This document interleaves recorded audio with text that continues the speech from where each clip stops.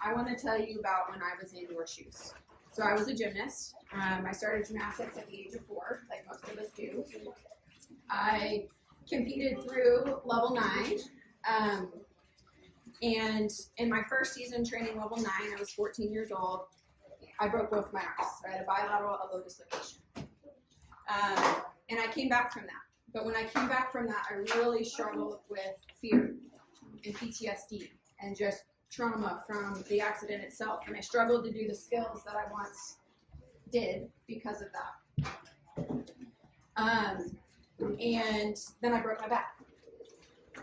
And that in the end, look, this sounds like an awful story. That in the end is what I chose to leave the sport of gymnastics at the age of 17 and at level 9. But what happened to me when I left the sport of gymnastics, which gave so much to me, and we're going to talk about all of the good things that gymnastics can give us, is the thing that made me special and unique, and the thing that I started to really tie my identity into was gone. And for me, that manifested all the things that make us a good gymnast, right? Resilience, discipline, hard work, all the things we take pride in. For me, that manifested in an eating disorder.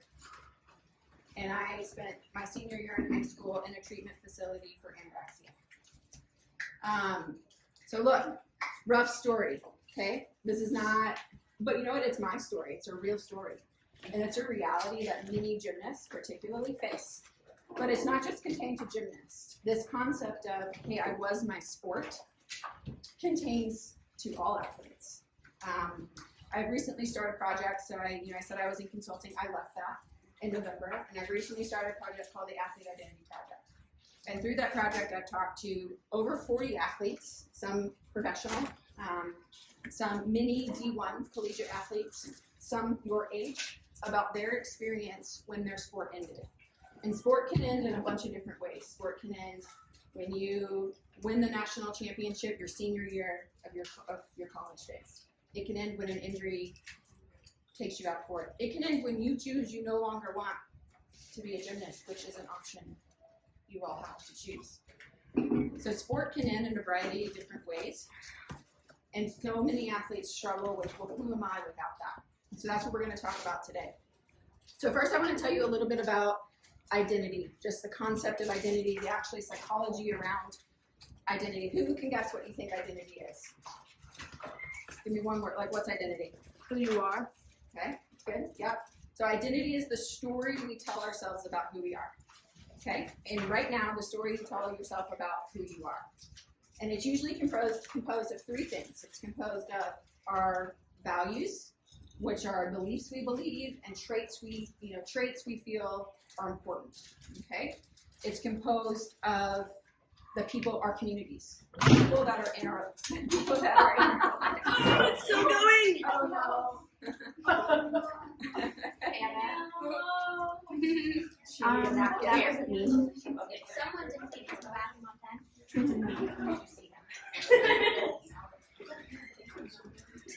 Okay, continue. You're good.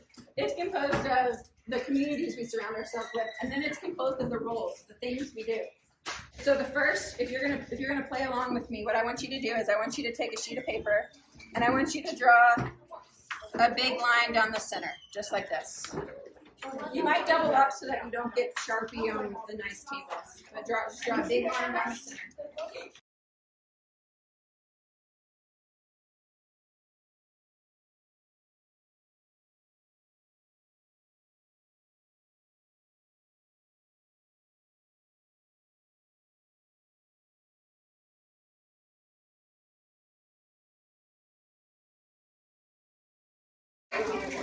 Back up here. Back up here. Okay. So right now, you should have something. Oh, I'll use her since she keeps getting picked on since I dropped my phone on her. That looks like this. A bunch of stickies on one side of the page. Let's move everything to one side of the page. Okay. Now, what did I say identity was composed of? And this is like real, this is like, yeah, the story we tell ourselves. It's composed of our beliefs. So that's our beliefs and traits that we identify with, the roles we play, and the communities we belong to. Okay? I want everyone to take the one that says gymnast, and I want you to hold it in the air. You'll get them back. You'll get them back. I promise. One day you are not going to be a gymnast. I don't know when, and I don't know how, but one day this role is going to evolve from your life. And I'm here to tell you, you're worth more than this sticky. Your value is bigger than this sport. Okay? So I want you to hear we're going to talk about something else that's different than identity. And I'm going to hold on to all of these nice gymnast stickies because you're going to get them back. Because it is an important part of who you are and what you do. And I'm not diminishing that. I want you to be the best gymnast you can be. I want you to reach all your dreams. But I want you to know your value is more than this sticky. Okay? So let's talk about self-worth and how it's different than identity. So identity is the story we tell ourselves. Self-worth is what we think about ourselves. Okay? I'm going to tell you a story that maybe you'll resonate. So I mentioned I had my elbow accident, and I had a lot of fear after that accident. And I worked with a mental performance coach, and I came back and I was competing at my level 9 state meet. So now this is 2 years of trying to compete level 9 and qualify to regionals. I'm on bars, okay, which is where the accident happened.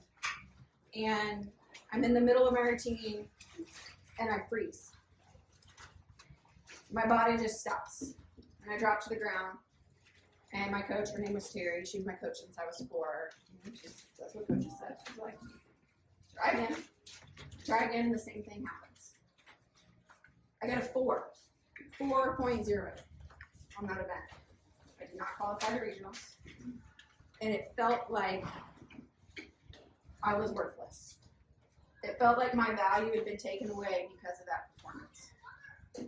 That is why it is important to me that you know your value is bigger than your performance, it's bigger than your sport. And self-worth is how we think about ourselves when that happens.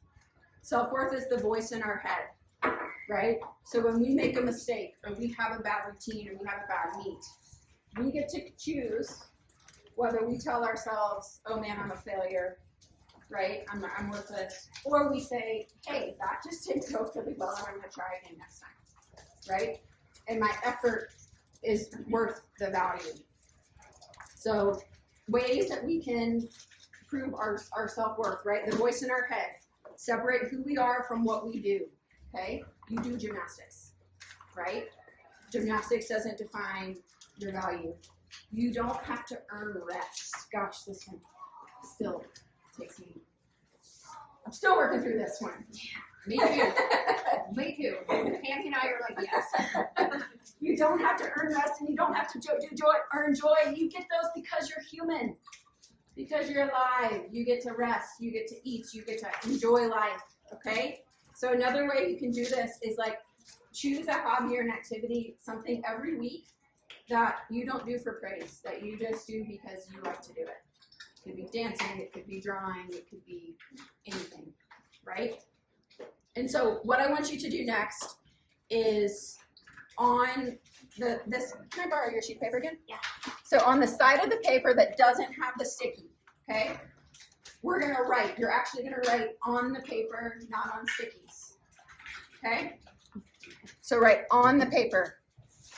I want you to write 3 things that you love that have nothing to do with gymnastics. Oh. My mom, my dad, my brother.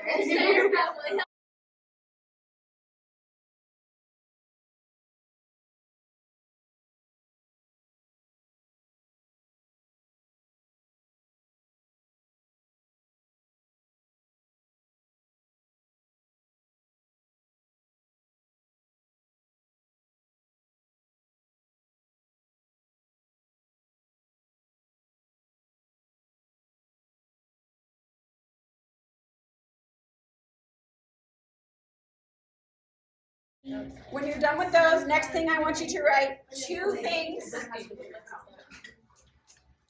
that people appreciate about you that you cannot win a medal for.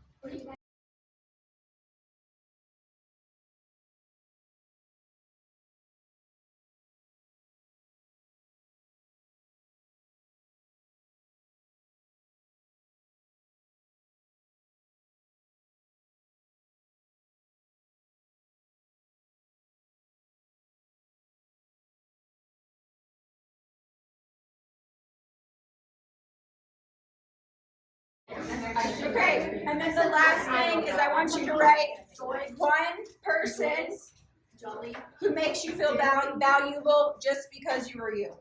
One person that makes you feel valuable just because you are you.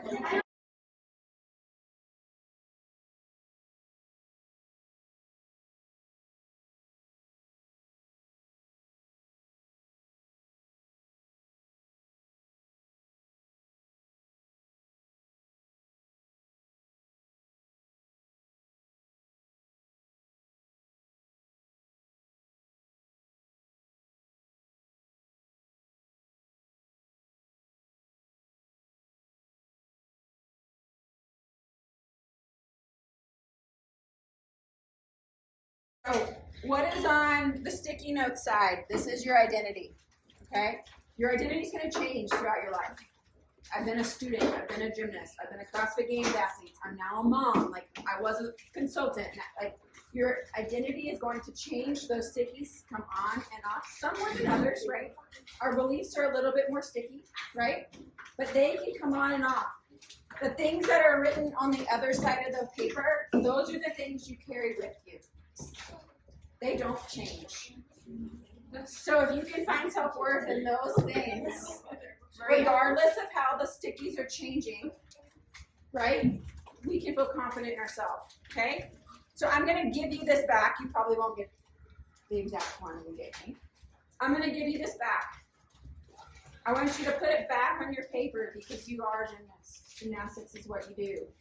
But I also want you to look at all the other things on your paper. The things that are changing and the things that are more stable, okay?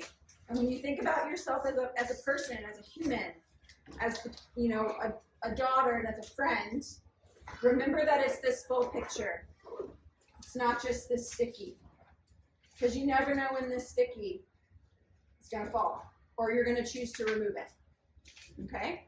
So I'm going to hand them back, and as you put it down, I want you to make sure you look at the whole picture of you.